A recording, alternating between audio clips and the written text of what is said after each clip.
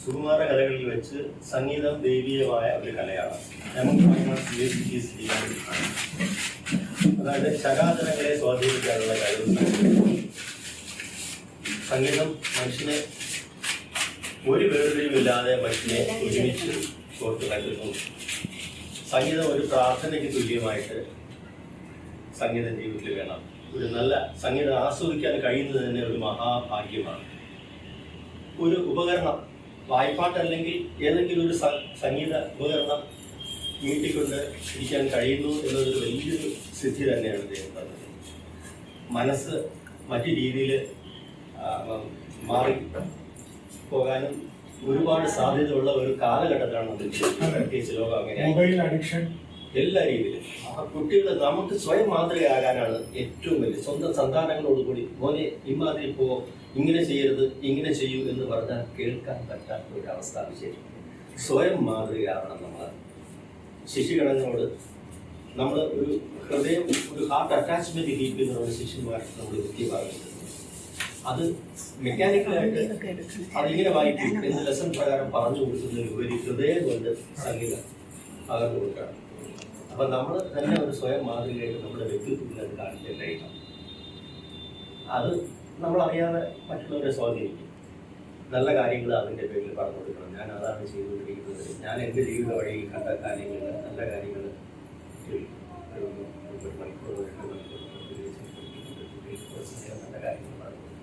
എങ്ങനെ ഒരു നല്ല പുത്രനാകാം, പുത്രിയാകാം, എങ്ങനെ ഒരു നല്ല സഹോദരിയാവാം, അല്ലെങ്കിൽ ഒരു നല്ല ജീവിയാവാം, സിറ്റിസനാവാം എന്നൊക്കെ. പിന്നെ ഒരുപാട് ദുശീലങ്ങൾക്ക് വഴി പാടിക്കൊടുക്കാൻ പറ്റിയ സർവ്വ സാഹചര്യങ്ങൾ ഭാഗ്യവശാലൊന്നും ഇതൊക്കെ എനിക്ക് പറയാനുള്ള സജി ഈ ഒരു പ്രസ്ഥാനം നല്ല പ്രധാനമായിട്ട് മാറട്ടെ എന്ന പ്രാർത്ഥന.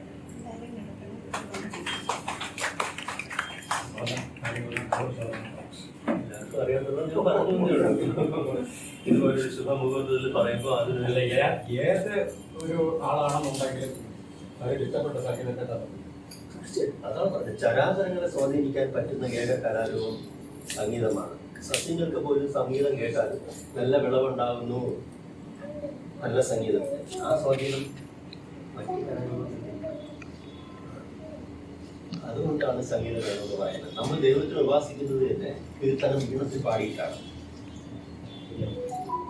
അതുകൊണ്ടാണ് സംഗീതം വേണം. കമ്പൽസറി ആയിട്ട് കുട്ടികൾക്ക് ഒരു കലാരൂപം സംഗീതം പഠിപ്പിക്കണം, മനസ്സിന് ഏകാഗ്രത ഉണ്ടാകും എന്നൊക്കെ പറയുന്നത്.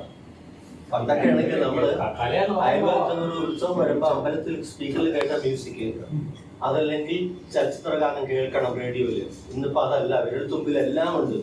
ലോക പ്രശസ്തരായ മഹാപണ്ഡിതന്മാരാൽ ആലപിച്ച ഗാനങ്ങളായാലും മീഡിയ സംഗീതങ്ങളായിരുന്നാലും നമുക്ക് എല്ലാം കേൾക്കാം. അപ്പൊ അതൊക്കെ ഉപയോഗിച്ചുകൊണ്ട് മനസ്സ് ചെയ്യാതെ സൂക്ഷിച്ചു കുട്ടി വളർന്നു വരുന്ന കുട്ടികൾ പിന്തുടരാനുള്ള എനിക്ക് ഒറ്റ കാര്യമാണ് പറയാനുള്ളത്.